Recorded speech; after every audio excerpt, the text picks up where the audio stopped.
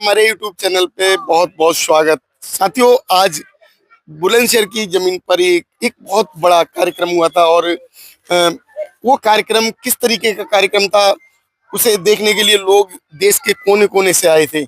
अगर इस तरीके के जो कार्यक्रम होते हैं वो हमारे समाज को जागरूक करने के लिए किए जाते हैं और ऐसे जो कार्यक्रम है, कार्यक्रम करने का जो इनका जो योगदान होता है, हमारे जो समाज के जो बौद्ध जितने भी बौद्ध भिक्षु बने हैं, इनका जो योगदान सराहनीय है और किस तरीके के योगदान है ये भी हम बात करेंगे। और जो बोध गया के अंदर भंते जी के द्वारा एक बहुत बड़ी जो है जमीन खरीदी गई है और उस जमीन पर क्या कार्य किए जाएंगे, किस तरीके से जो बौद्ध भिक्षुओं के द्वारा योगदान होगा, उस पर भी बात करेंगे।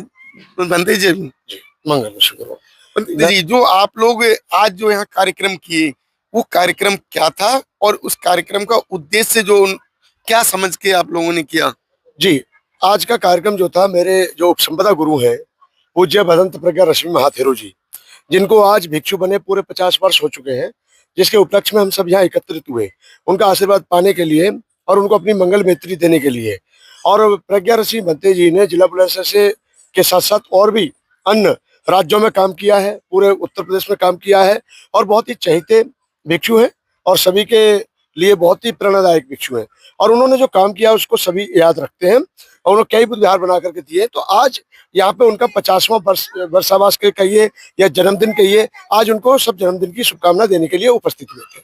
पंडित जी, जो बोध गया के अंदर प्रॉपर्टी खरीदी गई है जो बुद्ध विहारों के लिए, कि आप जो है अध्यक्ष हैं, संस्थापक हैं, तो उसमें क्या है, उसके विषय में बोल दीजिए। जी, ये जो प्रक्रिया थी इस प्रकार से है कि 2019 में हमने प्रक्रिया शुरू की कि जो गया में जमीन है, गया में जो बुद्ध विहार है, अन्य देशों के बुद्ध विहार बने हुए हैं, 40-45 कंट्रियों के बुद्ध विहार बने हुए हैं, लेकिन जब हमारे भारत के बौद्ध अनुयायी जाते थे तो उनको रोकने से लेकर के कई पीड़ाएं होती थी, उनको रहने को स्थान नहीं मिलता था। साथ ही साथ सबसे बड़ी बात है, थाईलैंड के बुद्ध विहार में अगर उत्तर प्रदेश का आदमी रुक भी जाएगा तो उसकी बोली नहीं मिलती, भाषा नहीं मिलती, तो कई चीजें समस्या आती। हमारे बौद्ध भिक्षुओं को भी समस्या आती थी, बौद्ध अनुयायी को भी समस्या आती थी। समाज के लोग सभी इतने संपन्न और सक्षम नहीं है कि वो रूम लेकर के रह सके, इसलिए वह उन सभी के लिए प्रबंध के लिए एक 2019 से प्रक्रिया शुरू हुई। हमने लगभग 1.25 एकड़ जमीन 4-5-6 साल में खरीद पाए हैं। बहुत मेहनत की हमने और उत्तर प्रदेश के सभी कर्मचारियों का योगदान रहा है।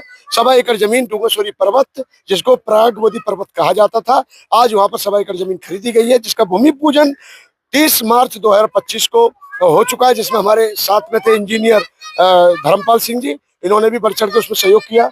ये गौतम जी है हमारे, और भी मेरे ये भंते बुद्धकीर्ति जी, और जिन भंते जी का जन्मदिन था 50वां यानी वर्ष भिक्षु के रूप में, इनके अध्यक्षता में वो कार्यक्रम हुआ था। तो आने वाले 14 दिसंबर 2025 को वहाँ भगवान बुद्ध की प्रतिमा लगाई जा रही है। 2 कमरों का शिलान्यास किया जाएगा, जिससे कि वहाँ बौद्ध भिक्षुओं का रहना सहना शुरू हो जाए। अभी तक उसकी बाउंड्री नहीं हो पाई थी। इसके लिए हमने पूरे देश में बौद्ध अनुयायियों से आह्वान किया है, भिक्षुओं से आह्वान किया है, और मुझे आशा है कि हजारों की तादाद में बौद्ध भिक्षु 14 दिसंबर 2025 को पहुंचेंगे। पंडित जी, डोनेशन अगर कोई देना चाहे या आना चाहे या रुकना चाहे तो उसके विषय में पूरी जानकारी दीजिए। जी, उसमें जो हमारा यूपीआई नंबर है 9968389094, 9968389094, वो जो है हमारा यूपीआई नंबर है। और बाकायदा आपको हम क्यूआर कोड भी दे देंगे और प्रज्ञा भूमि ट्रस्ट का खाता संख्या दे देंगे, उसको आप अपने चैनल पर डाल सकते हैं। और जो भी दानदातागण अपना सहयोग करना चाहे कार्यक्रम की सफलता हेतु, वो अपना दे सकते हैं। निर्माण में देना चाहें निर्माण में दे सकते हैं।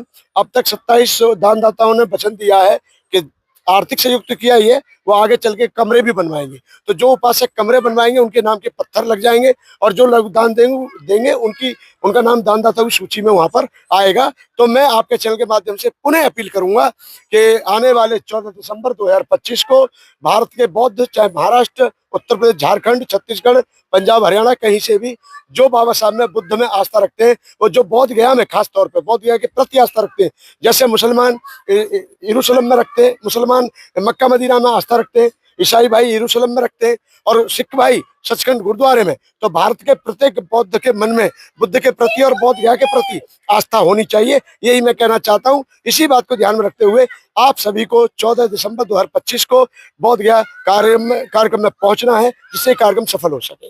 धन्यवाद जी। मंगल।